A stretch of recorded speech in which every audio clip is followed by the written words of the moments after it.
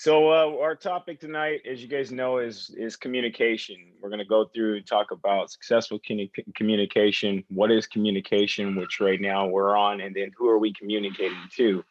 So as the Merriam-Webster dictionary describes it as a process by which information is exchanged between individuals through a common system of symbols, signs, or behaviors, exchange of information. And that also goes into with the symbols, signs, behavior. We'll be talking about nonverbals. It's just who we're communicating with. We're going to be communicating with coaches, players, and our partners. Awesome. Thank you, Z.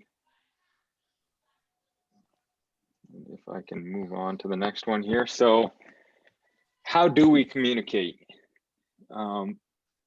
First off, obviously verbally with our voices. But when we're doing that, we want to be sure that we're using rules verbiage and that we're describing / telling the story that just happened after we blow our whistle. And then also a lot of times when we get pushback, we try and think quick on our feet, right? Well, we need to just be honest and communicate honestly with coaches, players, partners, etc. So have honesty and humility when we're communicating. Non-verbally, we do that through body language. So ask yourself, what does your body language say? Is it positive? Is it negative? Are you open? Are you closed? Those are some simple questions that you can ask. The best time to do this would be during film breakdown. So I know for Zeke and I both, we've been to many training camps, and one thing that we try and do when we go together is just film each other individually. And that allows us to take a look back at what our body language is telling. So what's the story that we're giving off? What's the persona that we're giving off? I like to be cool, calm, and collected. And if you're just filming yourself, you're going to be able to tell if that's the case or not. Another nonverbal that we use is signals. And this kind of goes back to using our voice as well. We tell the story with our voice, but with our signals as well. We had Mike and Jessica the first week go over signals with us, and we want to be sure that we're using the correct signal, that we're crisp, and we've got good eyesight with the table. And that way, that may diffuse some of the conversation that we have to have after the fact. So if I'm clear in telling the story, that may diffuse a couple questions that a coach has or something like that. And then I'll pass it over to Z for who we communicate with. Yes, and I'd like to spend a little time of just like what Bob was just speaking about with communicating with signals. You know, because right now we're in a high school PNBOA setting. So when you're communicating through your signals, you want to be sharp, crisp, but also you don't want to start using college mechanics. You don't want to start using NBA mechanics. We're on a high school floor, so use high school mechanics. You're not going to be out there, and most people who are going to be watching you, observing you, that's also going to be an irritant. So make sure you're doing the right signals when you're on the floor. So when we go into who do we communicate to, we're communicating with our partners. It also starts with assignments. So when we get our assignments and we know what gym or what floor we're going to be working on, you want to go ahead and send out communication within 48 hours, 72 hours. Some people even send it out 15 minutes. Hell, you communicate how you communicate, but at least let somebody know when you get the assignment that you are on there, that you will show up to the gym, and you're going to be ready to go. In coaches meetings, you don't want to go and read your whole bio, kind of, you know, what Jeff was reading off for us. You don't want to give that to a whole coach, because then he's just going to be tired with you. And then anything you say on the court, he's just going to look at you almost like you're like, what the hell? So make sure you just say, hey, coach, you're here to work tonight. Go out there and get them. Something short, to the point, and, you know, shake the assistant's hands. If you have any type of relationship with the assistant coaches, hey, how you doing? Nice to see you. Go out there and get them. Also, players and captains meeting. You don't want to give them the whole rule book, because that's not what we're out there to do.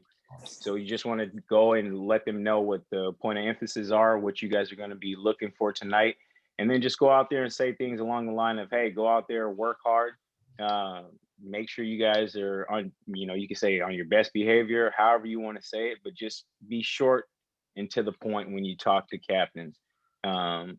Table crew, when you're going to the table, you want to make sure that you find out who's working the shot clock, who's working the game clock. It's going to be very hard when you're going there and you have the shot clock stop, or something happens where time is expired, and you don't know what's going on, and you say, hey, you look over there and you tell them, hey, well, that's not their name. Go ahead and either address them by their name if you have that relationship, but then also, before you get over there to the table, before the tip off, you let your partners know, hey, this is who's going to be working the clocks tonight. It's going to be Michael and Doug who's working the tables, guys. Michael's working the game clock. Doug's working the shot clock. Did you guys hear the horn? Does it sound different? Things of that along that line. Game management. When we talk with game management, introduce yourself, and that usually goes right when you get to the gym, and you might end up seeing them before any of the players and coaches, which you will. They'll end up giving you a locker room or show you to wherever you're going to be undressing. So go ahead and build that rapport with them, because they can typically help you out during situations where you might have a angered fan at one of your calls, your block charge calls that you do or you don't do, and they might throw something out on the court. Who knows? But build the rapport with them, so then that way you could go ahead and have them talk to whoever or address any type of situations. Assigners, be honest, be open, and let them know your situation. One thing you don't want to have is a signer label you as somebody that's not dependable, somebody who isn't fit for the game, and that's why you don't get assignments. So go ahead and talk with that assigner, let them know exactly what your situation is. If you're going to be late, talk to them. And then also, when you do talk with your assigners, don't try to don't if you have multiple signers, right, for college and high school level, I know that everybody wants the best games. Just be honest with your assigners. If you don't have time to work that game, let that assigner know and tell them what you're doing or what's going on in that situation, so then that way they don't look at you and write you off. So when I got down here to Arizona, I didn't know if I was going to be working college or working any of the high school associations, but I was able to get in contact with the assigners down here, talk to them. They asked kind of, little things as far as why'd you move down here? What's going on? Welcome to Arizona, all that good jazz. I didn't get a cactus. But the one thing that they did say was when they wanted to hire me, they put it on me to do the groundwork. They asked me for a resume. As soon as they asked for a resume, got off the phone with the assigner, sent him my resume, and then within 20 minutes after that phone call, he sends me an email and says, hey, you're hired. I like what I see on here. I spoke with a couple of people. So don't procrastinate when you do talk with your assigners, and always do it in a timely manner.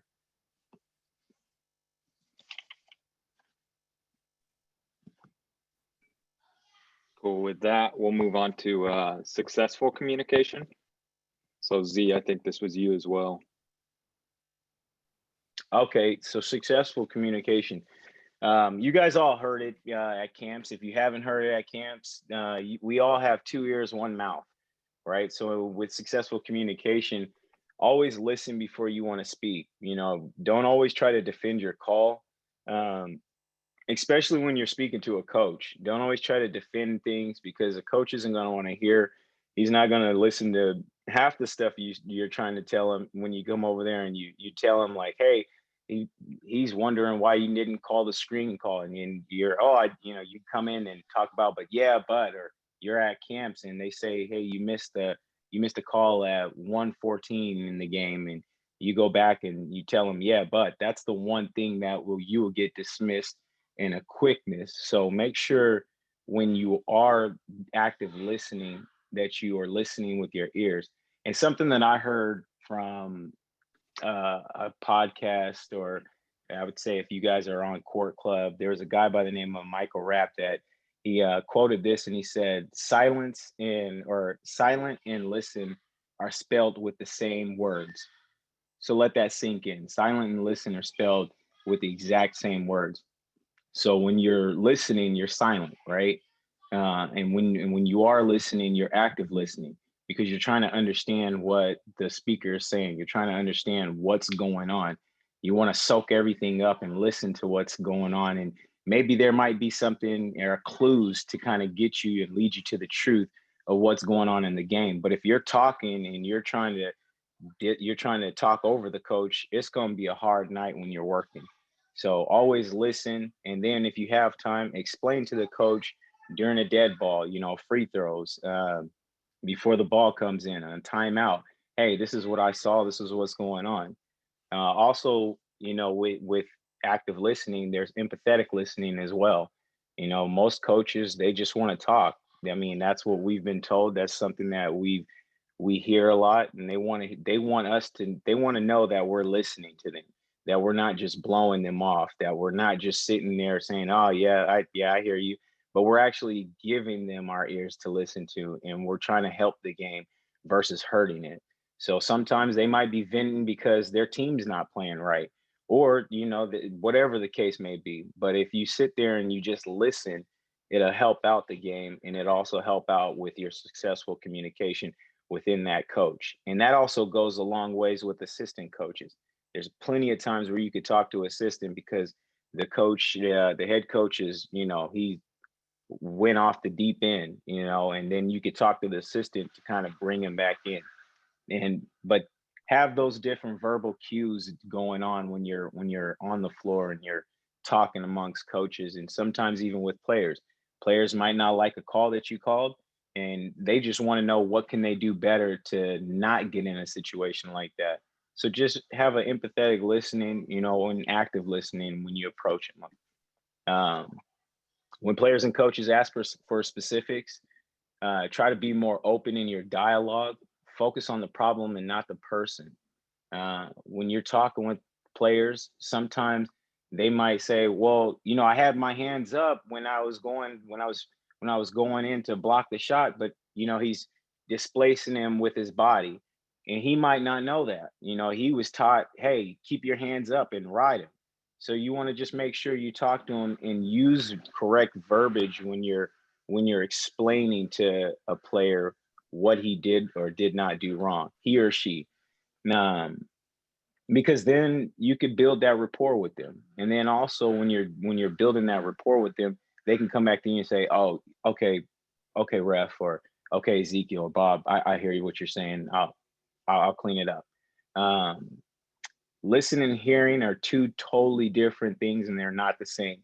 So typically when I go and I talk with the coach, especially when it's a dead ball, I like to be specific with the coach if he's asking me specifics.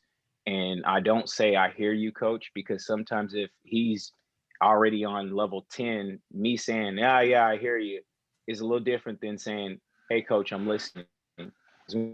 Listening, you're more focused. When you're listening, the coach is actually telling you something, and he seems like, okay, I got this guy's attention. Let me tell him what's going on, versus, yeah, coach, I'm blowing you off. I heard you. You don't, those two things are a little different. So, and whatever works for you. You're not going to sit here and say that I hear you isn't going to help you out, because sometimes when you're up and down the court in transition, I hear you can help. So just know the time and place when you're using those. And then off the floor translates to on the floor, right? So how you communicate off the floor, and it doesn't matter whether you're communicating with your spouse, you're communicating with your buddies, whoever, your communication off the floor can translate to what's on the floor. So those are things to successful communication. Yeah, and we're going to dive into these a little bit deeper as we're going to break it down by players, coaches, assigners, etc., and go a little bit deeper there. One thing I did want to piggyback on was focus on the problem, not the person. So I just heard this recently, and I haven't fully like given my attention to this when I've been refereeing before, right? Normally you hear the coach complain and now you listen to it, right? And then you're going to respond typically, right? Well, if we can move forward in a way where we're focusing on the problem instead of the person, we're going to be able to identify what they're actually saying. And I think that will go a long ways. So moving into communication with partners starts with the pregame, right? We get an assignment, and what's the first thing we do? We typically send out an email to our partners confirming the time, the location, travel plans, etc. Now I know this year might be a little bit different because we'll probably be traveling to the game by ourselves, and more than likely we won't be having conversation in the same locker room. Probably be showing up to the gym dressed, right? So we need to be able to adapt to that and potentially have the pregame in our cars, or on the way to the game in the parking lot via phone or via a conference call, or even, as I think Jeff alluded to this earlier, or even a quick pregame on the floor as well. But for me personally, I'm always trying to get myself in the zone before the game as well, like just from a standpoint of being 1/3 of that crew, trying to figure out how I'm going to make the crew better with my 1/3 that I'm contributing.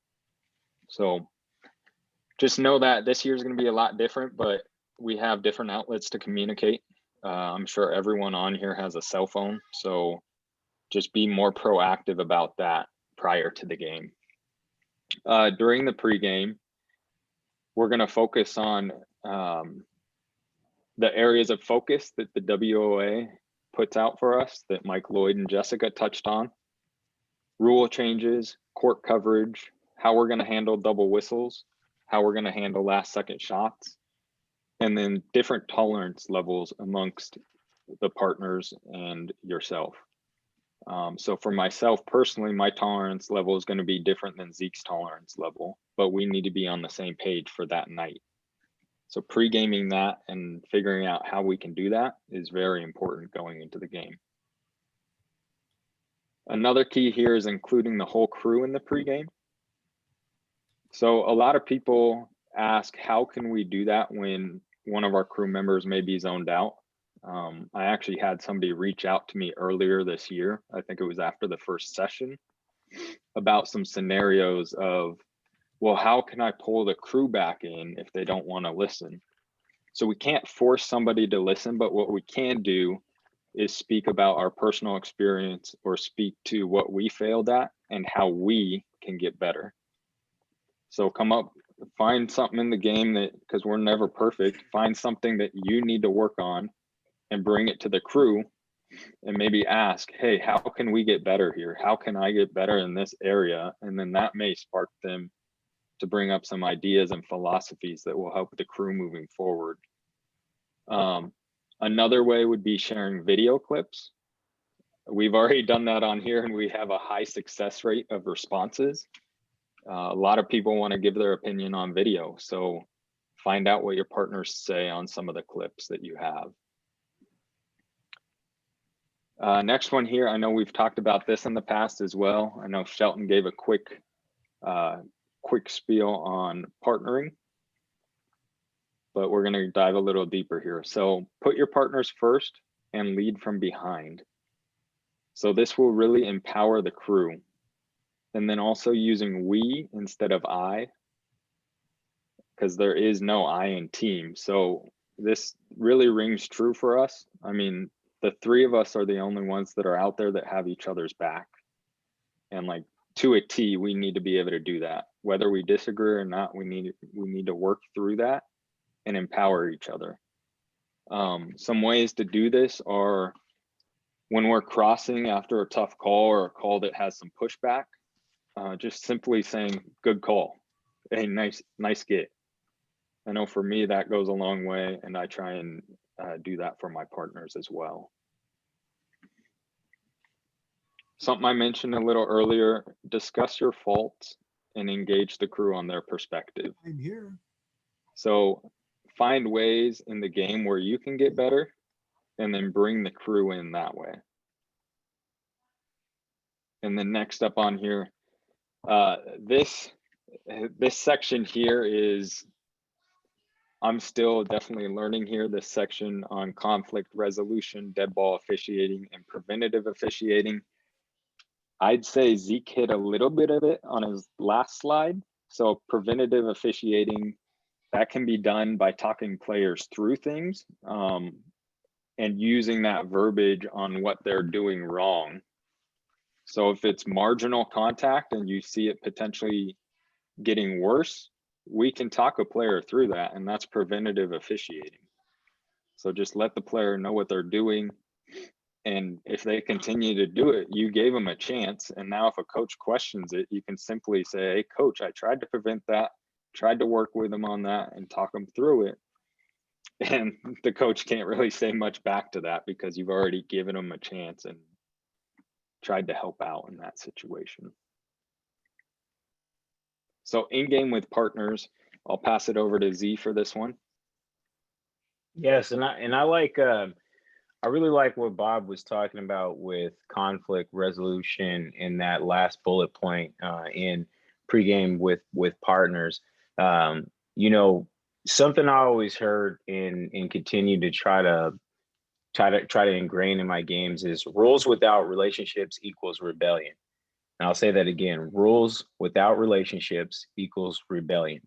So you can have all the rules and know them, but if you have no relationship with any of these coaches, any of these players, then you're going to see things out there that, you know, that you're going to have to start dealing with. And if you're not the person that could deal with conflict resolution, it's going to be a tough night for you. So I would say always try to build relationships anytime you have like a tough play against a defender, a big man, you go in there and you say, hey, that was a nice block, or man, that was a tough one, or hey, you're ice cold tonight. Like just keep going, keep getting them. Little things like that, because players like to hear that. Little do we know, but they do. They love hearing those things, and that helps you build those types of relationships with them. And then also have a mindset that we are all in this together and trying to put on the best game for the fans. It's not about it's three teams out there. There's the coach and players, and then there's us, right? So we want to make sure that we're out there and doing our job, because at the end of the day, we're just trying to give back to these fans. So that's something that we have to be able to recognize and understand. So in game with partners, check in with your partners during the first time out. You know, how are we feeling? What did you guys see? How can we get better? And usually when you do those during the first time out, you're not always going to come together as three. You might have two on one end, one at the other. So if you're the R, go in and talk to your partners. Go and see how they're doing. Check on them during the first 30 seconds. Hey, how you doing? How's the leg doing? How are you getting up? How do you like the flow? Do you like what we're calling so far? And usually you'll get an answer. You'll hear something from one of the partners, and hey, you know what? I think our rotations are a little bit too late. I think we need to start rotating a little bit sooner to that on ball. There's a little bit more lower post action going on, so let's try to get over there a little quicker. So do those things, and I like what somebody was saying in the chat is like, do your homework, right? You know, if you see certain things, be able to get on there and have a quicker response for stuff, right? And then what do you see, right? Do you see there's plays and it's called play recognition? You know, are they doing the dribble handoff screens? And when they're doing the dribble handoff, is the ball handler now impeding the progress of the defender? Is he sticking his butt out? Is he stopping him with doing a little chicken wing? What is he doing? Being able to recognize those things so that you could pass information on. And then how can we clean up? How can we get better? Always be honest. And it comes with a self-assessment. You can't ask somebody for honest opinions or ask somebody for to be honest with you if you're not honest with yourself, right? So have an honest self-assessment first with yourself, and then try to be able to say, hey, this is what we should be doing to clean it up. Use eye contact to pass off coverage plays, right? So if you're the center and the ball's over on the weak side and you have a matchup right in your area, you start to see your lead coming over.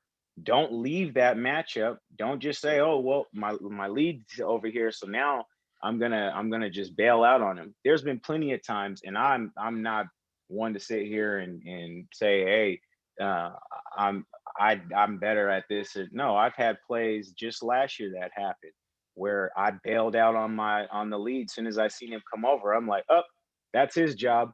And then guess what? That was my play. I should have had a whistle on there, but my lead, he came in and saved my ass. So there's things that you can do, and I would say that, make sure that when you do it, have those nonverbals where you're looking to see where your partner's looking. And then once you see where your partner's looking, now you can go to your right position that you need to be at. Discuss any trends, and we were just talking about this. Discuss any trends or types of plays and personnel. Who are the knuckleheads? Who are the disruptors? Who are the people that are coming to f your game up? I know this isn't going to be the right verbiage or language to use, but I heard somebody always say, don't let some little 17-year-old f your game up.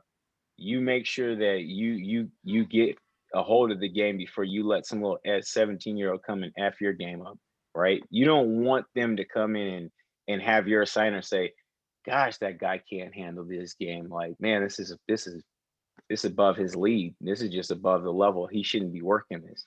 Right. So handle your business and take care of it when you're on the court. Press, dribble, handoffs, shooters. When you have shooters, make sure you're looking up and down plus a step. That's something that Nate Harris always talks about. And most of you guys on this call do know who Nate Harris is. So you always hear that up, down plus a step, and make sure you get them all the way down on the floor. And when you're also having that matchup, make sure if your lead can see something, hey, lead, take a look over there, especially if the shot is in that corner and it's a corner three. That's a lead. Take a look at it. See if he's getting hit on the other side or they're taking his legs out, right? So we want to make sure that we have good nonverbals by having eye contact with each other, or we're looking at the play. So we talked about the disruptors, putting your partners first. Nice call. Good get. Those go a long way. Your partner has a tough call. I don't like to say bad call. And if you like to use it, go ahead. That's fine. But if he has a tough call and the gym's going down on him, oh man, that's terrible. I'll tell you one thing. During this tournament we had a little while ago, there's a breakaway on the drive and ball handler gets bumped. I didn't call the play. I was like, oh, he's good. Like, yeah, he's good. Well, then he did a stutter step and took 3 strides and just banged out, shook the whole rim. Shaquille O'Neal'd it. And I called the travel. Whole gym came down on me. God damn it, ref, you suck. That's terrible. Why would you call that? And what did my partner do? Man, that's a tough play. So on plays like those, it was a bad call. It was a terrible call.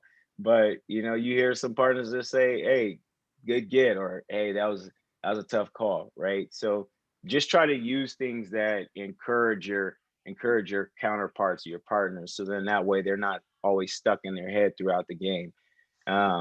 Lead from behind. This is something that I'm trying to take on and also help younger officials. I'm still a young official, but help officials that are coming in, empower the crew. It goes back to we, not I. And you want to be able to use that verbiage as we need to get better, or we need to rotate a little quicker, or we need to not rotate during a shot, quick dribble or a dribble drive or a quick pass. Use things like that So then that way you're not singling out someone. And then discuss your fail forward moments. Sometimes you could discuss those during the pre games. You could discuss those in car rides, so that way you can give perspective to your crew that you aren't a perfect person. We all make mistakes, and one thing is, if you're trying to work the perfect game, um, you're in the wrong industry. I haven't yet to see somebody work a perfect game. So always fail forward, and be able to share those moments for perspective.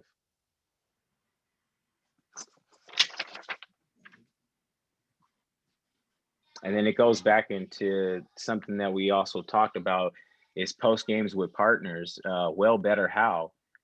These are things where you could say what you did well in. You might have you did well with travels tonight, right? Or you did well with cleaning up hand checks on the perimeter. Well, okay, we did well in post plays or screens. What can we do to get better? Hey, the coach was talking about the illegal screens, and I think some of them were illegal. We needed to clean those up, and I think during that second half, I think we got a little bit better because the first half was a little ugly. So I think we got better in that aspect. Being able to be, again, it goes back to being honest with yourself. Because if you can't be honest with yourself, then there's no way that you're gonna get through through the night, especially when you got two rival games, right? You have Garfield going up against Rainier Beach, or Garfield going up against O'Day. You those games right there are going to be tough games to have, and if you're not honest with yourself, those things, they will eat you up, right? And so you got to be able to be honest. And then also, when you have the how can we get better, or how do we do better, is have those conversations.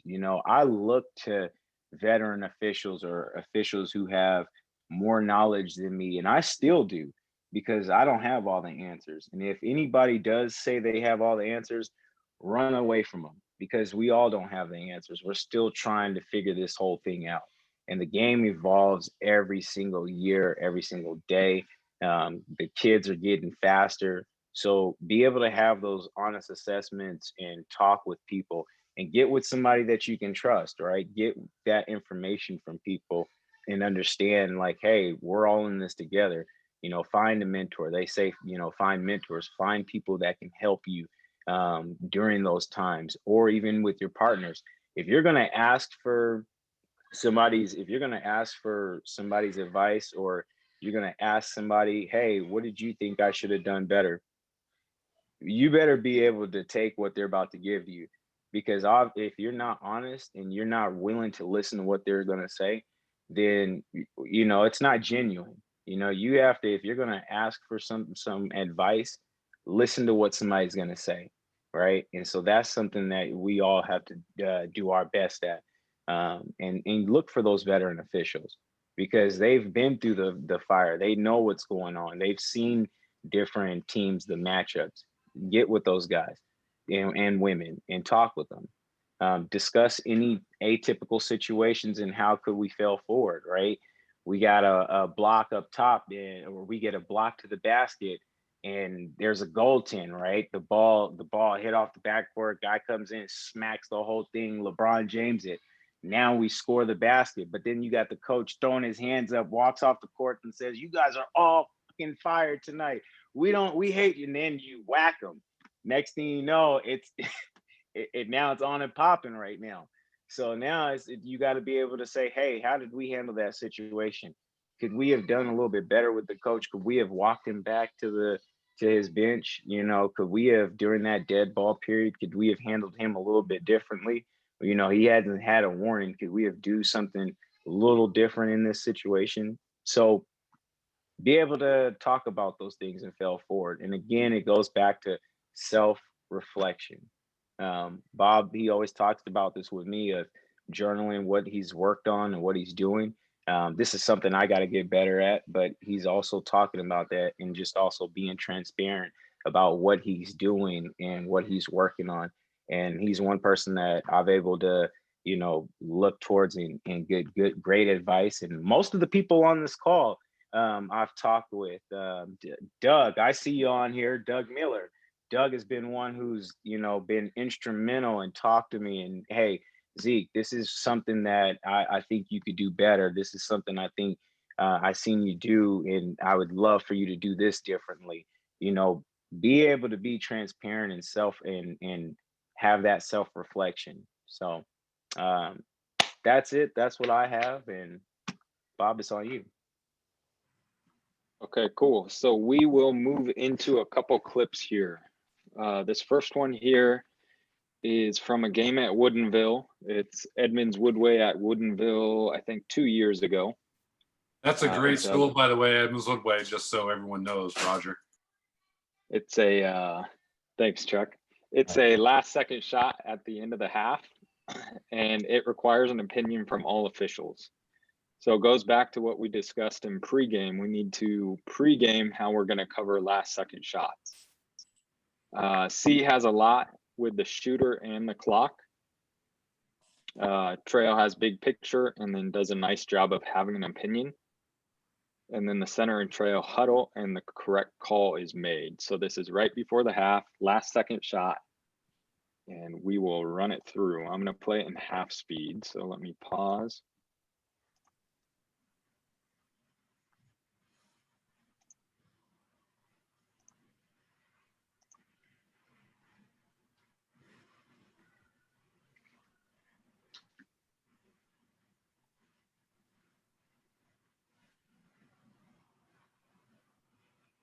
So center scores the basket here right before half. Woodinville player comes up like, you got to be kidding me. And then the trail comes over to provide information. So this is good partnering here. Definite knowledge brought to a partner. Incorrect call was made on the floor. And then it's corrected. So this goes back to help plays and then last second shots. Again, we all need to have an opinion on a last second shot. Trail's got the biggest picture there. If I were to play this back, you'd see center actually needs to referee the play. So airborne shooter needs to be allowed to land. The center needs to be able to referee the contact if there is any, if there's a foul, and also technically has a responsibility for the clock, which you can see is at 000 right now. Ball is still in the hand. And so Trail is able to peek it, see the clock, and also assist on that play.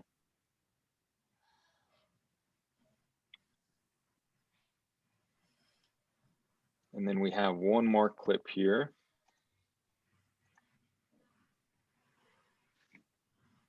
All right, so we have another end of half situation. It's the only play in the gym that's going to hurt us. So it requires an opinion from all three officials.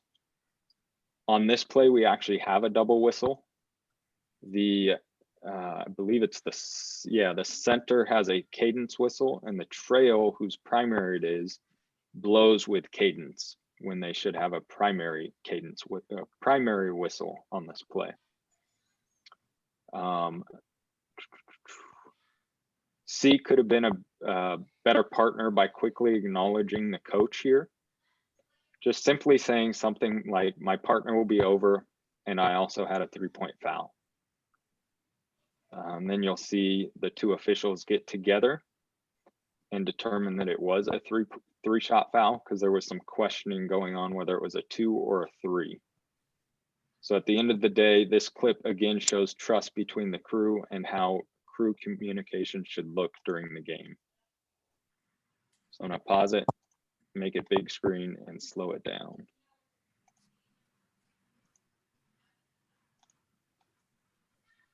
So you can see currently 12 seconds on the clock. Blue is up by 8, nearing the end of the first half.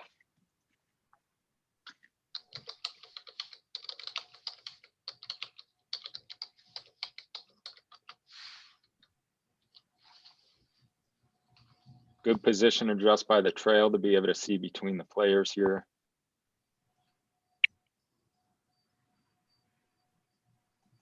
And right here, the trail probably could have gone another step down, but this is where the foul happens, correct? So we have foul, no whistle, now whistle. And so you can see the center and the trail have the same cadence here. And we'd like to see the trail have a primary whistle cadence. So if the center, since the center blew on this, he recognizes that it is the trail's play, obviously gives it up to the trail, but you can see the coach is already kind of questioning it, wondering if it's a 2 versus a 3. So the center could have done a better job there, acknowledging the coach. So as the trail comes over, the coach now asks the trail, and we actually have to get together, which I think may have been able to be dissolved if the center did a better job of just letting the coach know, hey, it's a 3-point shooting foul. You can have a conversation with my partner when he gets over here. But I also believe that at this point, since it was handled this way, getting together also shows the coach, hey, we're on the same page. I went and checked, and now there's crew trust.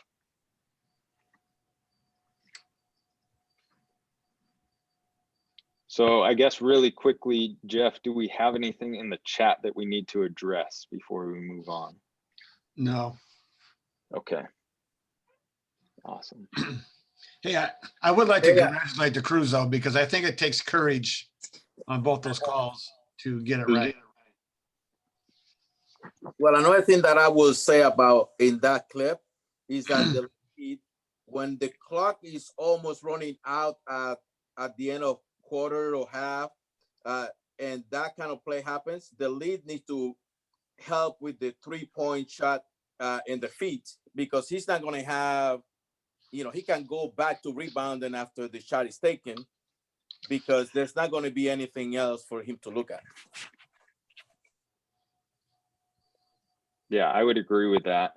And that's why it's so important in the pregame to discuss how we're going to handle last second shots. Mm-hmm. You can see nothing else in this gym is going to hurt us unless we miss this play and we awarded 2 free throws instead of 3. That's what would have killed us. And if you look at the lead, there is nobody in front of him obstructing his view for the feet of that shooter. Yeah, so there's no engaged matchups there, so lead should also be able to expand. Yeah. And one thing we like to do, I'll just go off topic a little bit, but when we're breaking down film, one thing that I found very helpful is pausing film. So like this, how we know it's going to be a double whistle. What angles do we have right here? Yeah. So Trail's got this defender here on the top side and is actually kind of looking through the back. So he may not have the best look at any point of contact. The center, I would say, has a much better look at the player who actually commits the foul. And so maybe that is why Trail had cadence that was secondary when it's actually their primary, right? So when you're breaking film down like that, just take a look at each position. So lead, trail, and center, and then draw an arrow or draw a line to their angle. And that will definitely help you improve. Hey Bob, yeah. Did you talk about on this play here, secondary versus primary angle? No, I was going to do that on the rebound foul that we have. Okay. We could too. That's okay. We could do that on the rebound. Okay. All right, we got one more clip here. So this is O'Day versus West Seattle, also from 2 years ago. It's a play with a hard foul. We already had an intentional foul in the game. And in this situation, the lead posts a foul. The center then comes in and provides information. And the trail plays as CSI, which is crew saving information. So having the big picture, seeing if players on the bench come onto the floor, watching the other 10 players, and just really having that big picture of what's happening on the floor as the two partners talk about it. It's also nice because trail is opposite the benches. So again, has a big picture of the benches. Whereas if trail was bench side, it's going to be a lot more difficult to be able to control those benches or see the bench activity. The lead was thinking of upgrading, and I shouldn't have said the T, I should have said the center, helped sell them on that. So the last note is, it is critical that we penalize these plays correctly, or they will continue to happen, or potentially even upgrade from that. So as I stated earlier, there was already an intentional foul in this game. So this would be the second one here. And again, it's a good example of crew communication, and for the most part, handling this correctly. The one thing I did talk with Trey on this, and he's all right with me sharing this, but the one thing we did say was the O'Day coach, we could have beckoned on earlier, and you can see he's actually like clapping and asking if he can come on. So just having the big picture and being able to see that coach and then beckon him on earlier.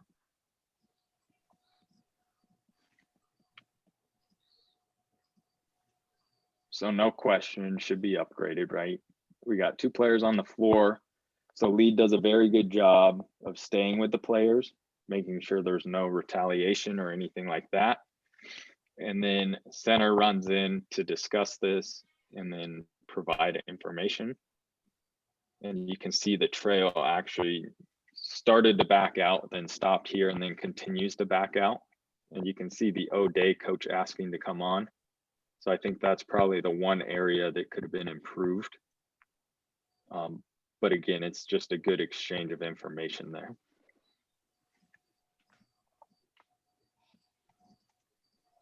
Bob, do you mind if I jump in on a little bit on this play? Yeah, go ahead. All right. So our center here, you can pull it back up to the big screen, that'd be great. And we're going to have a chance to talk on this play, but we've got, you know, the player on the floor. We see how he reacts. His back kind of bends backwards and he lays there. Like, we got to have a little bit of better awareness of seeing the safety aspect, I think, before we get into a conversation with our calling official. Like, I agree to communicate and say, I think we need to upgrade this, but I think that conversation can wait until we have definite knowledge we have safety taken care of first. Does that make sense? I would totally agree with that. All right. Because then, So and then you can get Coach Kerr on the court. We can maybe even get some players a little more separated than what we have right now. Because we don't know if this player on the floor decides he wants to pop back up immediately and react. We don't know if that was a back injury or a head injury. There's a couple other things that I would like to see happen before we get to this communication on the call. Like, I agree to communicate here. There's no doubt about that, but this might be just a situation of let's let everything settle before we address the progress. Does that make sense? Yeah, I would totally agree with that. All right. So basically, just to summarize what Chuck was saying, the center could assess the situation and recognize that we can be slower here, as there was 2 players on the floor, making sure that they get up okay and there's nothing else going on before the information is provided. And I would definitely agree with that.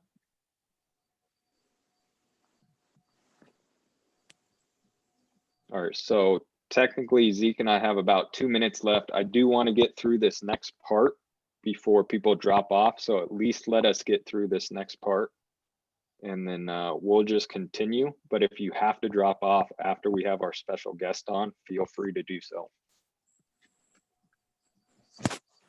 All right, we have a special guest. Yeah, so tonight's guest, we asked Roger O'Neill to come on. And Roger is the current head coach for the Meadowdale Mavericks boys team.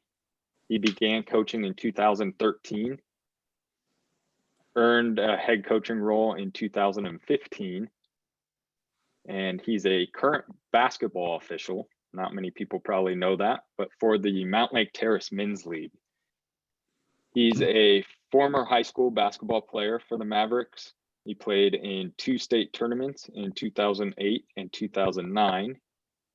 He earned first team All Westco honors along with first team All Area honors, and played in the 2009 3A All-Star game.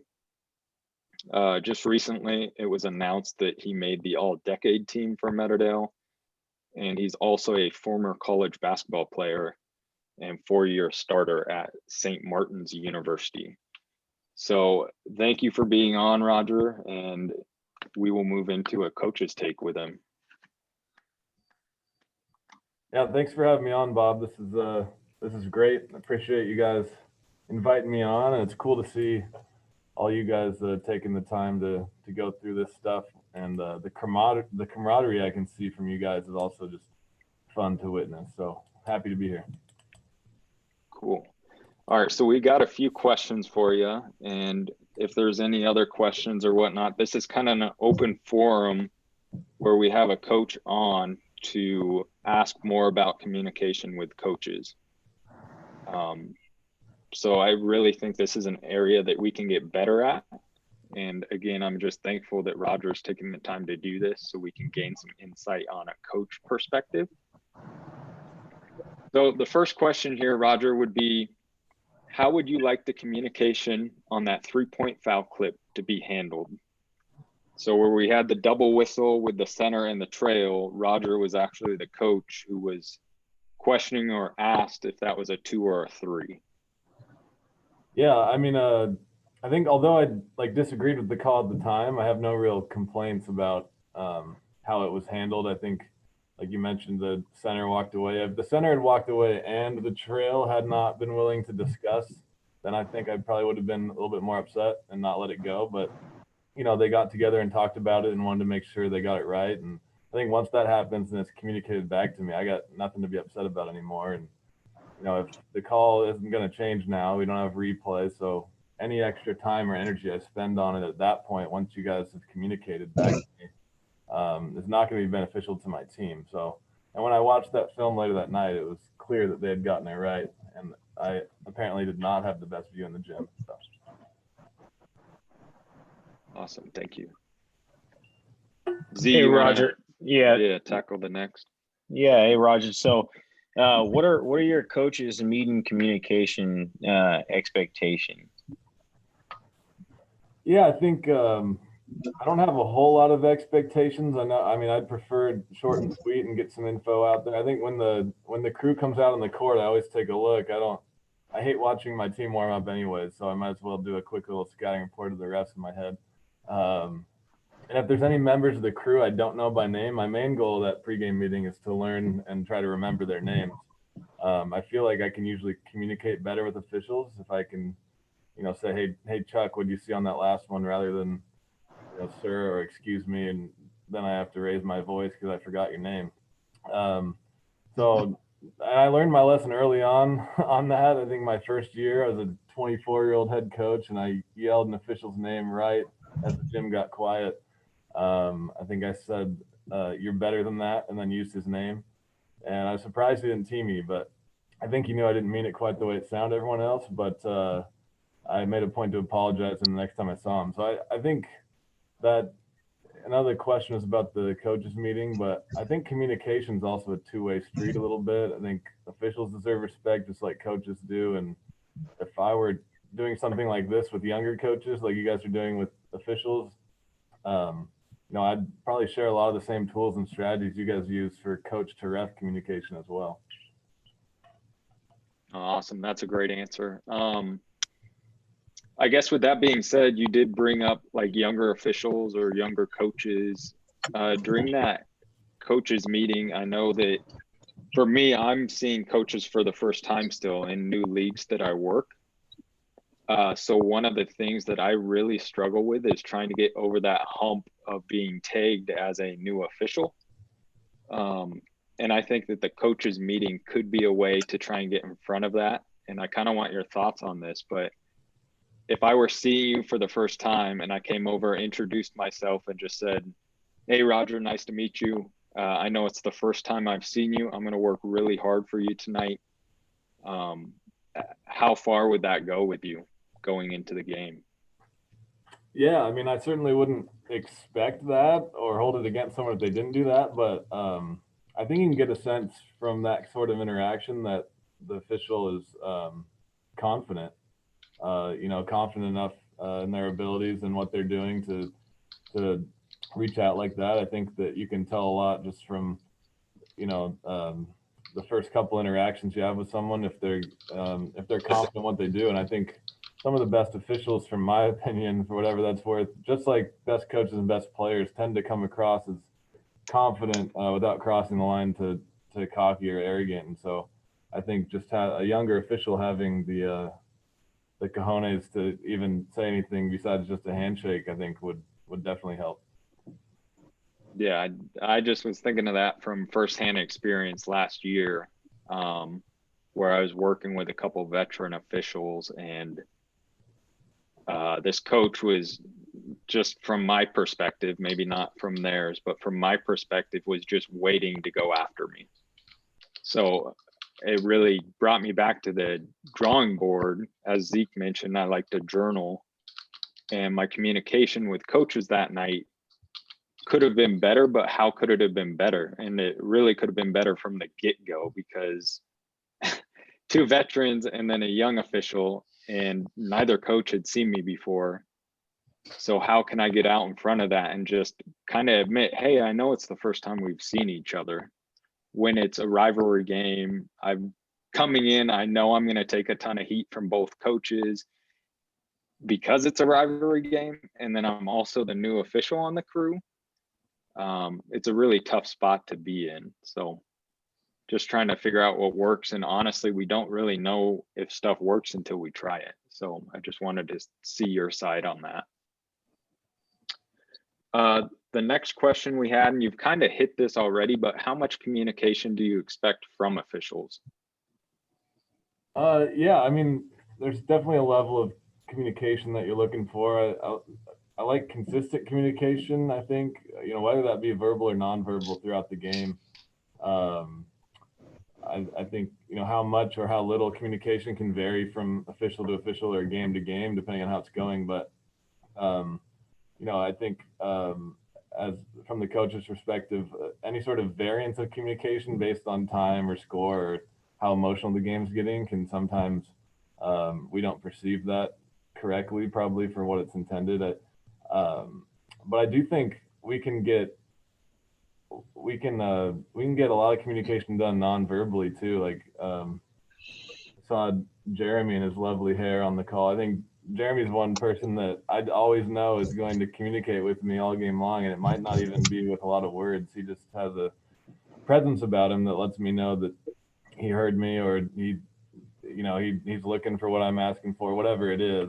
But I think back to the level of communication, I think I respond much better to that's enough, coach, I heard you, or something like that, to someone who we've had a rapport developing throughout that game or that season or in past seasons, than someone who's been a stranger all night and then hits you with something like that in the third quarter. Yeah, definitely. No, I totally agree with that as well. And with that being said, Roger, how can we come to a common ground on certain plays throughout the game for you? Yeah, I mean, a lot of the same stuff. This whole presentation's on communication, but I think that's really the biggest key to coming to common ground on things. And it can happen, I think, sometimes before even a disputed call. I think there's a ton of great officials who I respect that make, in my opinion, bad calls sometimes, believe it or not. But I know they're working hard. I know they're doing their best. And I think when you know that, it's hard to stay angry as a coach for too long. If an official that I trust makes a call that might cost a game or swing a game, I'm still going to be happy if they walk in the gym for our next game, because I know there's nothing personal there, and they're going to continue to work hard regardless of anything that's happened in the past. And I think, for newer officials to gain that common ground, just being confident in their calls and being willing to listen is a great step towards having that rapport. I used to umpire baseball quite a bit, and I used to train little league umpires, and these are little kids. But the one thing I would tell them was like, you don't have to be right. You just got to be sure when you're first starting out, and then be willing to listen and learn so you get more things right as you continue. But yeah, I guess that's my 2 cents on coming to a common ground on calls. Yeah, definitely. What are your expectations? Go ahead. Was someone saying something? Could I ask Roger a question? Yeah, go ahead. Hey, Roger, this is Manuel Fernandez. How much do you coaches think that we know about the game, about the game, other than just refereeing? That's a good question. I mean, I really do think it's a case-by-case basis on our opinions on that. And if you asked me in the middle of a third quarter, I'd probably have a different answer than I do right now. But no, I think that if you gave me like a list of officials that I know by face or by name, I mean, I would assume that the best officials know a lot about the game, and either the ones that aren't quite as experienced, maybe it's just experience, or maybe they didn't have a background in the game of basketball. But I think that obviously from a coach's perspective, the best refs are ones that have a great feel for the game, not just the mechanics and all the other things that it takes to be a good official. But knowing things like situations and when to look for a coach that might be calling a timeout, I think all that stuff really factors in. And so I would say that we think on average refs know a lot about the game, to get back to the question. How's that? Good. Awesome. So Roger, with your playing background as well, you may be able to answer this with that perspective. But what are your expectations on communication between officials and your players? Yeah, I try to tell my players not to talk to officials unless they talk to them first, because I don't necessarily trust my 17-year-olds and how to eloquently put forth their plea. But we talk about that. We do leadership meetings in the fall, and we talk about our seniors with that. Let me do that. You guys just worry about playing. That said, as a player, I found it beneficial, especially at the college level, and you kind of get to know those officials over a 4-year span to gain a rapport with the refs that you see often. And so I definitely see it from the player's perspective, but again, I don't trust them as much. But I have no problem with referees communicating to players at all, whether that's during the play, whatever, get out of the key, or during a dead ball to help them better understand something. But I certainly don't expect that of officials, but nothing wrong with that in my mind. And the only times I think I would ever get upset about a ref communicating to a player is if they've kind of crossed that line to coaching. I think that sets some coaches off. I think there's a difference between explaining to a player how they just might have committed an offensive foul versus teaching them how to come to a jump stop, So yeah, I guess that's I typically, refs that are willing to explain to a player what they just did on that illegal screen is helpful. Yeah, Hey, Bob, can I jump in with one? Yeah, go ahead. Really quick though, Chuck, before you get going here. We're going to skip the last 2 questions on here, and I know we are past time. So again, I want to be respectful of everyone's time. You can drop off if you need to, but we're just going to keep rolling with it. So thanks for being on. Thanks for being with us, etc. But we're just going to keep rolling. Drop off as needed though. Thank you. Go ahead, Chuck.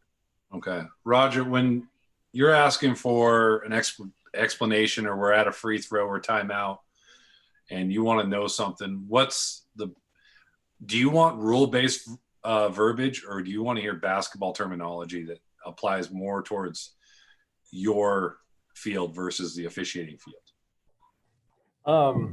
I don't mind the rules-based verbiage at all. I understand that language to a certain extent. I know that you guys know the rule book better than coaches do, but I understand what most of the terminology, so I don't have any problem with that. I think maybe some other coaches would feel like you're I don't know, giving like a political answer or something to try to dodge the question, but I don't feel that way. If I ask a question and you answer it the way that you're processing the game, I don't know, I wouldn't want you to think of it a different way. Your head's in a certain space yourself. So however that communication comes, I'm willing to listen to it. Hey, Roger, Doug Miller here. Hey, Doug. How are you? I'm doing good. Good. Hey, one quick question for you. In the communication area, what's the worst thing or things that officials do in the communication area that frustrates you most as a coach? Yeah, I'll probably address a little of that in I think one of those next questions, but I think the one thing that'll drive me personally crazy, and probably some other coaches, is not letting something go from earlier. And I know as coaches we do that a lot worse than you guys do. But if I maybe towed the line with you in the first quarter, and I ask you another question a quarter later,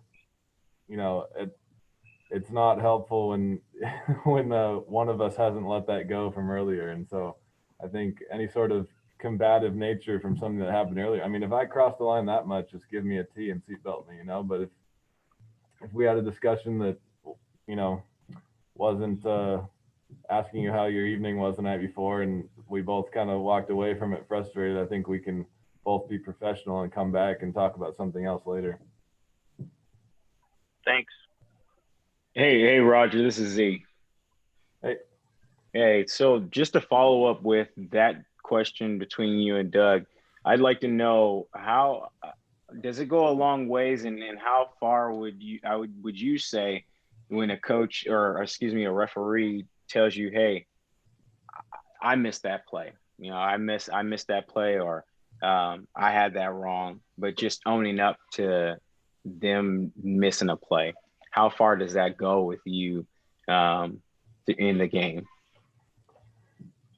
Yeah, I think that's definitely helpful. I mean, what can I say at that point? If someone's admitted that they messed up, it's not like they were trying to mess up. So for them to, maybe they just talked about their partner at the last time out or something and came back with that new information, but obviously they can't change the call at this point. So I think that that shows a lot of courage from the official. And again, I would be not very reasonable of a person if I kept drilling you on that after you've already admitted that you made a mistake. So I think that's beneficial. And if you come back to me 4 times during the game and say that same thing, then I probably won't be too happy. But mistakes happen here and there, and owning up to them, I think, no matter what you're doing in life, is important. Yeah, most definitely. Roger, we made it through all the questions on here with the coach's take that we had listed out. So are you okay with us just opening it up to the forum? And then if you have any questions, feel free to ask those as well, like from a coach to a referee perspective. Bob, you're really going to cut off my favorite bullet point here? What are my irritants from an official? All right, go ahead. You can take that one. Go ahead. Question. Hey, how about we let CJ ask that one? What are the ear mints about my daddy? Oh, well, I wasn't gonna get personal with Doug, but I was gonna do this. We don't have 2 hours left. Yeah. Yeah, I'll go quick here. But following up on Doug's question earlier, one thing I had written down in my notes was a situation similar to that. I won't use any specific details, but I got popped in a game this year up north, and it was in the third quarter. I got a technical, and I deserved it. I deserved the technical. But then it was a couple minutes later, we're at a free throw right in front of our bench, or the officials in front of the bench. So it's free throw. Our guys are shooting, and I'm trying to get his attention to tell him that I'd like a timeout after the second free throw. And at first, I thought he just didn't hear me, but it became clear he was ignoring me. And I think obviously this is only one side of the story, but from my perspective, I was being respectful and just trying to say I want a timeout. And after about 5 attempts, he kind of took his whistle out of his mouth and said, my job is not to sit here and have a discussion with you all night. And I reached within myself to not get my second tee and get suspended for 2 games. So that's an irritant when something isn't let go from before. And if we're both trying to turn the page and I still have a right to call a timeout, certainly from my seatbelt. So that's bullet point 1. Bullet point 2. I think this might just be me. Not sure if other coaches look for this, but it drives me nuts when someone gets the initial mechanic wrong of either the closed fist or the open palm.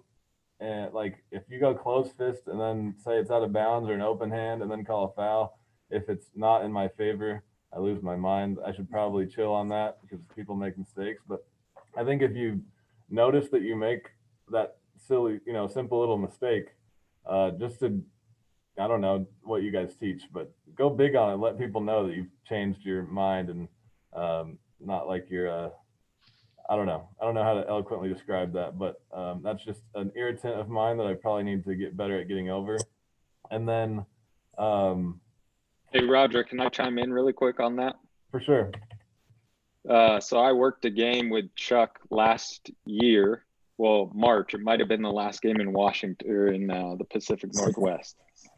And I may have came out with a open hand on a blocking foul with about 30 seconds left in the game. And so as you just alluded to, that being one of your irritants, the coach then got up, gestured, and walked behind his bench. So I would say for every coach, that's probably an irritant. And then as you also alluded to, how do we correct that? So for me, if I would have had a chance to communicate with that coach after, I would have just told him, hey, I messed up. I meant to go up with a closed fist.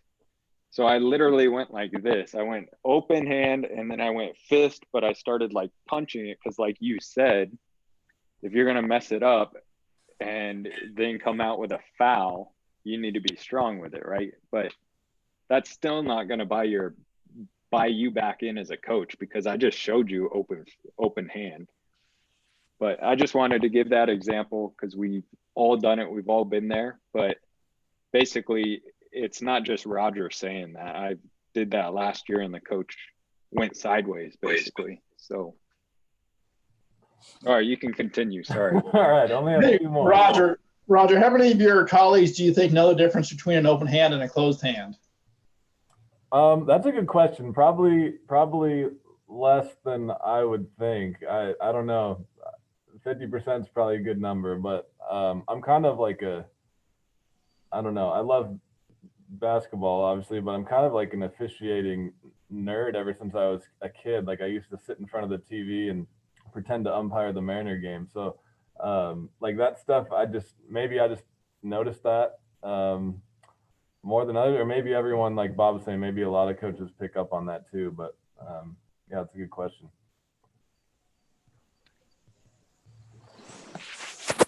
All right, I'll go quick here. One big one is just, I touched on earlier, but just situational awareness. I know that's hard for, you have to get experience to get good at that, I'm sure. But like I'll go from 0 to 100 immediately, even if the rest of the game has been perfect. If I'm going big, trying to get a timeout, let's say it's first half, so teams opposite my bench, trying to get a timeout to set up a press or whatever the case may be after a bucket, and no official is looking in my direction for that timeout and the ball gets inbounded. Again, probably something I need to cool down on, but in that moment, that's like unforgivable to me. And then the other situational awareness thing that came to mind is, like, I don't necessarily expect officials to know personal fouls, but if we have 6 team fouls and there's a contact on a rebound, let's say we just shot the ball and the other team has secured the rebound, but maybe there's contact. Like, do we really need to call a foul 80 feet from the hoop to send the team into the 1-and-1? You know, things like that obviously the really experienced and veteran officials have a grasp on it. Probably no way to really get that down until you have a lot of experience. But those are something off the top of my head there. And then the last one, Bob, and then I'll be done with my filibuster, is just inconsistency in dealing with coaches is a gripe of some coaches, I think. Like, I mean, we have a coaching box, like, we're supposed to treat you guys with respect, and I have my moments for sure, but I try to be pretty calm throughout the game. Some of you may disagree, but in talking to my players and with officials. But when other coaches are out of line or out of their box, and then a couple calls go their way shortly thereafter, you know, they blow up, it kind of tells me in the moment that I need to behave that way in order to get your attention. I don't want to do that. So, you know, I don't think anyone wants the coaching box to be letter of the law, but you know, we had a situation this year, a loose ball in front of our bench, both coaches trying to get timeouts, ended up being a foul called on our team, which was the right call, but the opposing coaches from the opposite side crossed half court and is on the court and is just kind of like shooed back in his box. And so I don't know. That's just a thought. It's frustrating when a more demonstrative coach maybe seems to be getting a 50-50 call here or there, getting the benefit of the doubt, because I'm sure it's tough on you guys. If someone's going to yell at you all game long, you can't just go T1, T2 and send them home every time. I get that. But that's just something from my perspective. No, definitely. That's good stuff, Roger. Yeah, and I see a couple comments in the chat from Dave and Rod just saying great insights, and that's a great point. So definitely very well said. We do have a couple clips with coaches that I think we'll just skip to. Roger, if you do want to ask us a couple questions while I'm trying to pull those up, feel free. Sure. I'm curious, you guys touched on this earlier a little bit, but I'm curious as to what all goes into a pregame prep for a crew. Obviously, like at the NBA or collegiate level, refs know the players and coaches really well, and it's their full-time job to study up and stuff. You know, so I don't expect that by any means, but I'm just curious if a crew is aware pregame that, you know, Meadowdale Terrace tonight's going to be physical. It always is. It's going to get emotional. Or do you just kind of wait and see and allow players to dictate how that individual game goes? Or are you aware if a team's 10-0 going against the 0-10 team that the underdog might try to make it a little messy?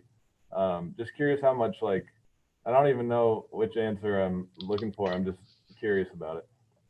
Yeah, definitely. I can start, and if anyone wants to jump in after, feel free. I think it's going to vary by official and vary by crew. But I know when I'm on a crew, part of the third of the pregame that I want to contribute to is, hey, we've got number 1 and number 2 in the conference tonight. So this is going to be a difficult game to work, or could be. We need to be prepared and be sharp, essentially. So doing our research on team records, doing our research on, as you alluded to earlier, knowing the referee names. Well, we also work to know the first names of the coaches. So finding out who the head coach is, and even try and find out some assistants if we can. And then players, it's a little bit harder to find stats, I would say. But if you've had a team before, you know, you kind of know who the players are, or what kind of players there are. So if there's shooters tonight, we need to be ready for protecting the shooter type of plays. If a team has bigs, preparing for post play. and then also preparing for, I guess, bigs that could be different than what I'm getting at next. But knowing if a team has football players playing, I think is also something that we take into consideration a little bit, because they could potentially mess the game up or cause a hard foul or things like that, where our antennas need to be up. Not that we're out there looking for it, but pre-gaming it and saying, hey, this could occur. Let's just be ready. So that's kind of my take on that question. I know at the high school level, there's not as much information that's out there for us. Like stats, I would love to be able to see stats going into a game to know who the shooters are. How many 3-point attempts has your shooting guard taken? Is that your shooter? Typically, yes, but it could be the small forward. It could be the point guard. I mean, I like to nail stuff down like that. So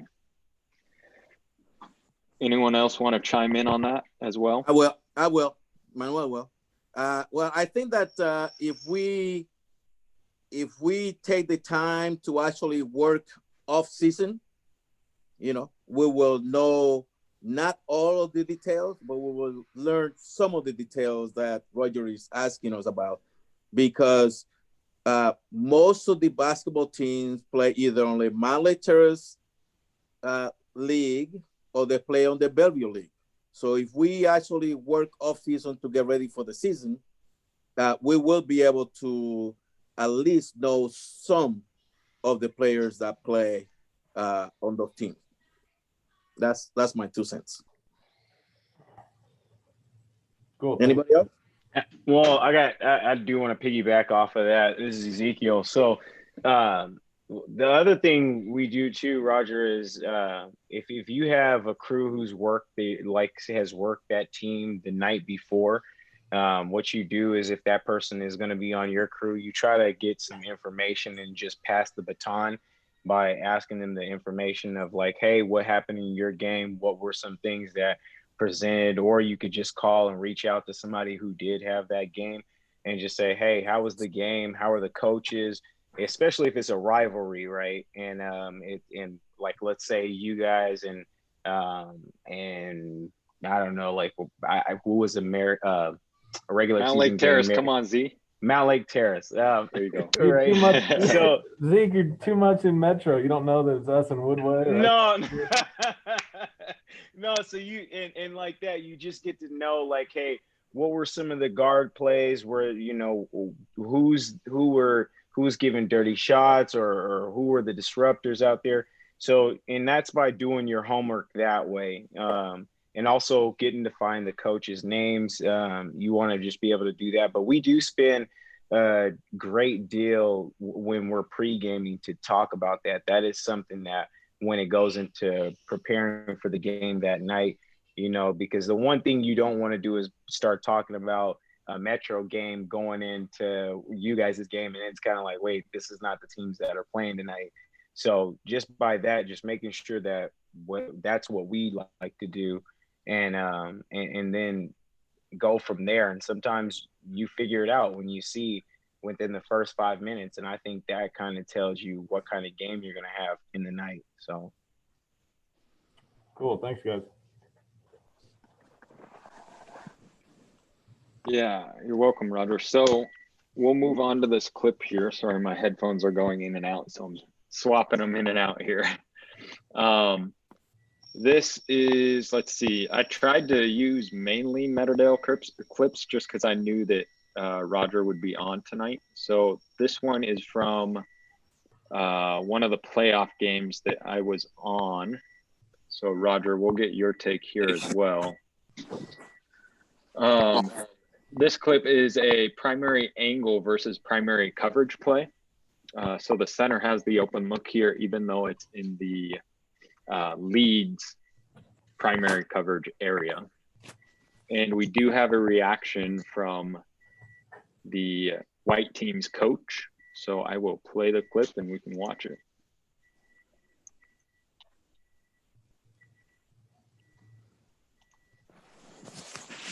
And I'm going to slow it down.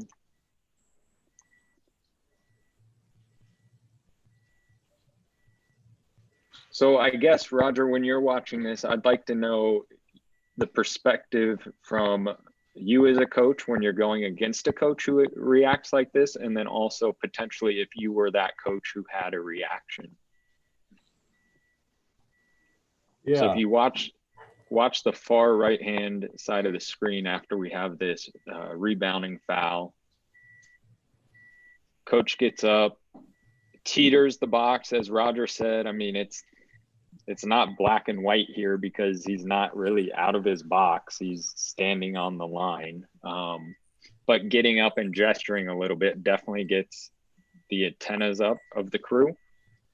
And then the next play, we have to warn the coach, which I'll show that clip as well. But I guess just from here, do you have anything on this, Roger, or should I show the next clip?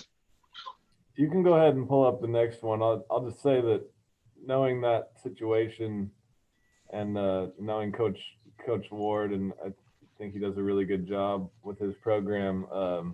This was, I mean, we were not supposed to win this game, and his team had not played well that night, and I think he was simmering at his team and waiting for a questionable call to blow up on. So. Yeah, and something I forgot to mention in that last clip, that was with about 2 minutes left, and Blue is up 8 at that point. And so this is the very next play. We come down into their front court, and now we have a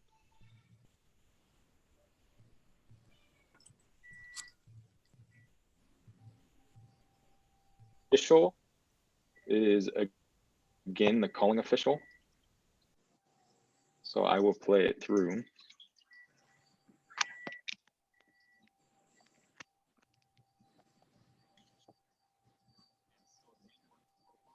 Coach reaction, then in how we handle the communication with the coach, or how we acknowledge or address the coach here. At this point, being the second time that the coach gets up, we need to address the coach. So lead calls the player control foul. Coach is up gesturing again. Last play already got the crew's antennas up.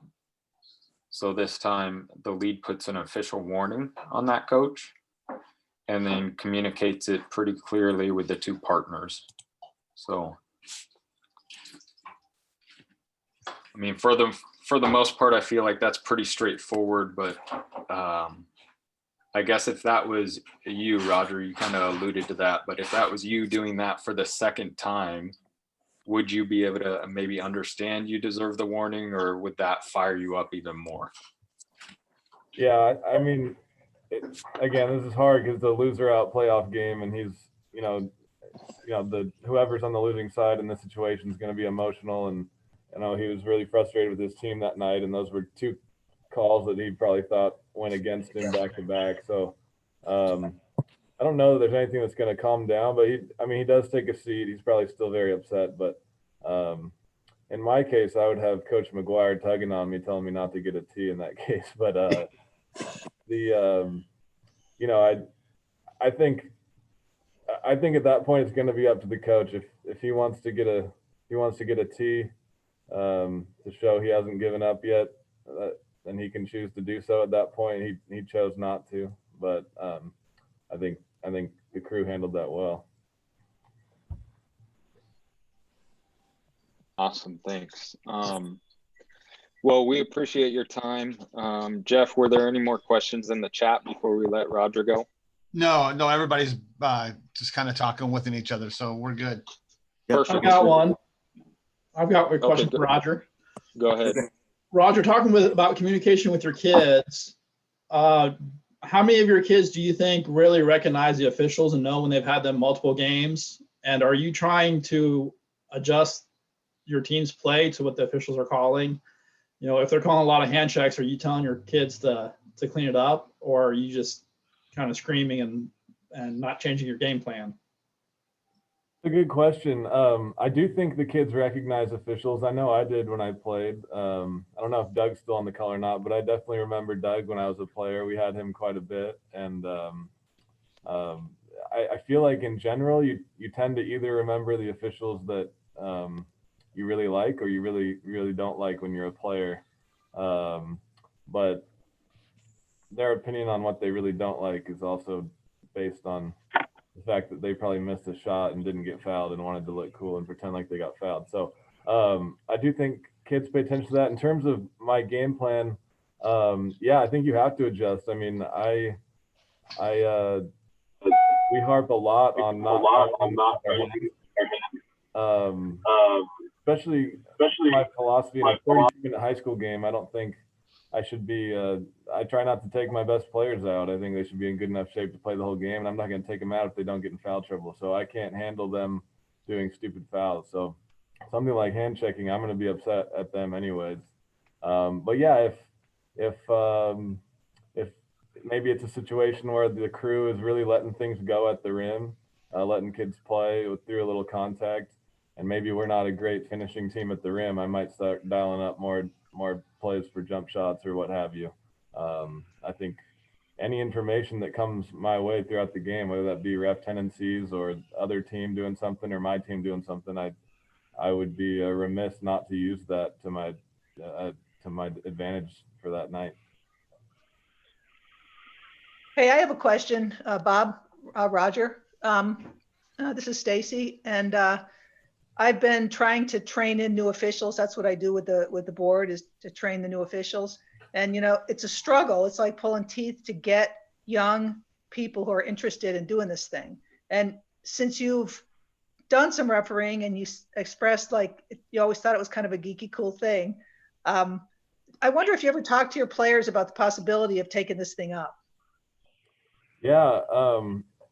Hi, Stacy. I actually saw that. I think our athletic directors all got an email from you guys, and they forwarded on to us about your kind of push for recruitment right now. And I did send that out to all my alumni that have coached, the last 5 senior classes. I don't know if any of them actually have interest or not, but I was trying to help get the word out, because that's, that's an issue we're all aware of. And I don't know, maybe they don't think it's cool until their mid-20s or something, but because it's a great, like I said, I umpired for 8 years from when I was like 14 to 22. It's an awesome, especially for that age, you're not figuring out what you're doing. It's a great way to earn a little income and stay involved in the game. And I think a lot of those kids, to your point, once they got in, would probably enjoy it maybe more than they think they would. So definitely something I'm trying to help you guys out on. And I know I talked to my feeder coaches. I don't know if that helps or not. And my C and JV coaches, when they're going to have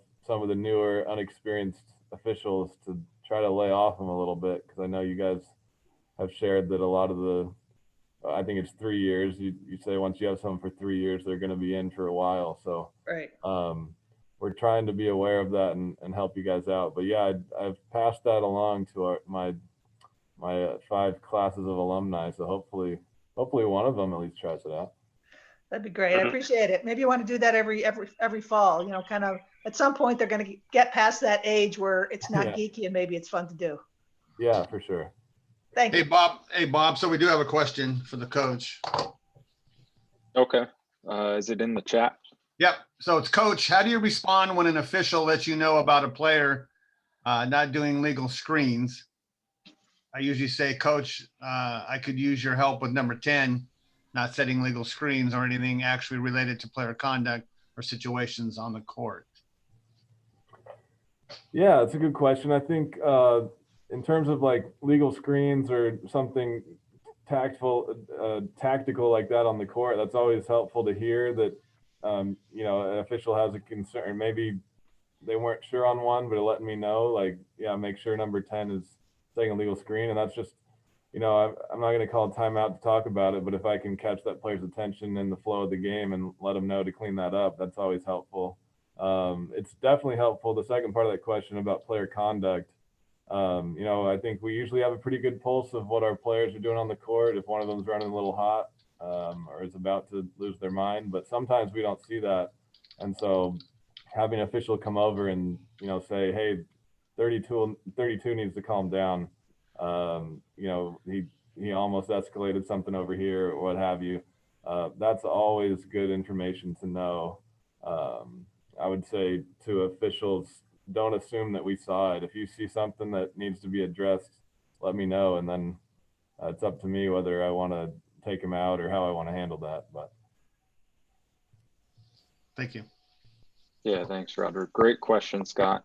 I would say on the referee side of it too, we need to give the detail of how they're setting an illegal screen. So if they're too wide, if they're still moving, things like that, be able to inform the coach and have the knowledge on why it is illegal, right? And pass that on as well.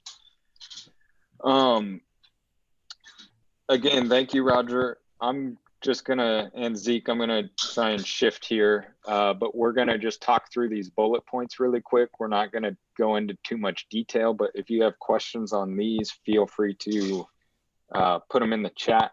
It looks like Jeff's doing a really good job of getting back to them there. And we're gonna try and wrap this thing up. We're almost at 2 hours, so I wanna be, try and finish it up here. So. All right, thanks, Bob. I'm gonna head out. Thank you, guys. It was fun. Yeah, thank you, Roger. you. Have a great night. Thanks, Roger. Appreciate you, Coach. Thanks, Raj. All right, so communication with players. We kind of skipped over the bullet points we had for coaching since we had Roger on and we talked about a lot of that. So we're moving into players here. One thing that we can do is preventative officiating. So this would be talking players through things. So as Roger alluded to, one of the things he hears most is 3 in the key. So actually talking through our whistle, keeping the whistle in our mouth, but being able to talk to players through the whistle.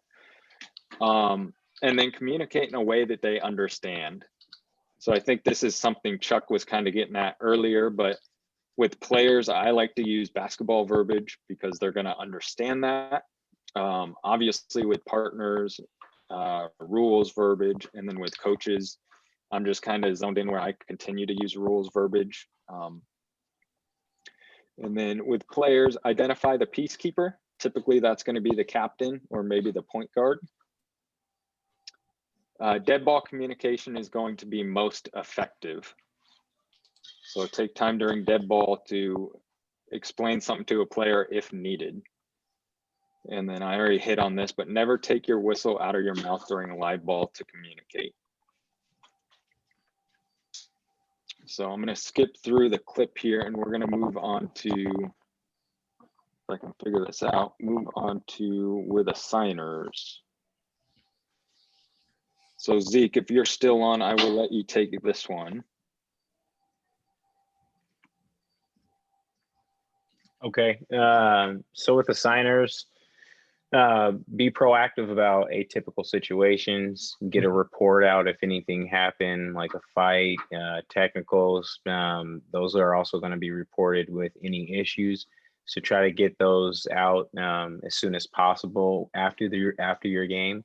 Don't let it linger on, and then you have the assigner come back asking you, hey, what happened in this game, and get blindsided by, hey, there was a fight and you never mentioned anything about it. Be honest in your game report. And then I believe, like I said, make sure you try to get it out within a timely manner. Use rule verbiage when you're explaining plays and situations. Don't start using all sorts of different slang that doesn't make sense. Just use what's in the book. They will support you as long as we communicate honestly. And of course, they will support you if you are being honest with them. So we work for them for a reason, and you build trust. So with all that being said, handle your business. Yeah, and then really quick, I do see John Lindsay's name on the call here, and Chuck pointed that out. John, are you able to come off mute and chime in? Yeah, all good points. All good points. I'd rather have a call the night of incident than the next day, because usually the next morning I'm going to get a call from an AD. So if something happens that night, call me on the way home from the game, or send me an email. But I'd rather hear that night than the next day. Definitely, no, great point. The rest of those stuff, you know, if you'll be honest with me, I'll be honest with you. Yeah, no, we appreciate that, John. Thank you. And every gym that you're at is the best game of the night. Those kids deserve it. That's true. And you guys are hell of an Americans. Thank you. Thanks, big fella. Boy, Big John. All right again. Hey, so that's all we had for tonight. Really glad we had some really good interaction with Roger. Glad that took up most of the time, and happy that a lot of you were able to adjust and stay on late. So thank you very much. Yeah, thank you guys. Thank you. Yeah, if there's any questions, come off mute and ask them now. We'll leave about 2 or 3 minutes for that, and then we're going to close it out here and end the call. So No, thank you, 30 everyone, and seconds, have Bob. a good night. Yeah, I forgot. Arizona's an hour ahead. Yeah, 30 seconds. It's past Z's bedtime. Hey, Bob and Zeke, I just wanted to make one final comment too. Is that Yeah, go ahead, Jeff. there's a fine line between officiating and coaching. It's not our job to coach the kids out of the key or coach them. That's the coach's job. We just need to Very officiate true. the basketball game. Totally agree with that. Yeah, so if you got Jeff in the stands, obviously, well, anyone in the stands. And for me, I'm not trying to coach players out of things per se. It's more so preventing some things that may disrupt the flow of the game. So take that with a grain of salt on that last slide that we shared. Awesome. I'm not seeing any questions in the chat and not hearing any. So No. Hey, Manuel, Bob, were you saying? Were you talking? my thing is that if by any chance you're not supposed to be coaching, but if some kid asks you something about the play that you just called, don't be rude and don't answer. Just try to communicate with that kid about what the question, answer his question. Yeah. My thing was more though, get out of the key, get out of the key, get out of the key. No, just call the 3. Yeah, get your hands off. Don't do, that's not our job. Yeah. Yep. No, I totally agree with that. Less is more. Tomato. I struggle with that, Jeff. I hear what you're saying. I know. Well, I completely agree with calling fouls and calling violations when they happen. Like, we got to get those. I struggle sometimes with, sometimes we know we're at 2. For me, I'm a self-talker. Like, I'm going to sit there and say, let's move. I might not say get out of the key. Right. But I agree exactly with what your premise is. Yeah. If you wordsmith it differently, I'm good with that. Yeah. Try clean it up. Yeah. Hey, you guys are doing a good job here tonight. Let's keep it going. Okay, ref, thanks. Yeah. Right. Chuck, shave. What? Shave. Heck hey, no. but I don't have to, Chuck. I ain't got no games on my schedule, John. You and Bob together. My God. Oh, come on, big fella. What's happened? I thought Well, mine was cleaner. Come on. Then throw Jeremy in there with his big hair. Coaches like that hair. No idea. Nice job, John, guys. big fella, I'll shave my beard when you shave that stash. Okay. I'll remember that. Oh, that's All right, I good. think we're good for tonight.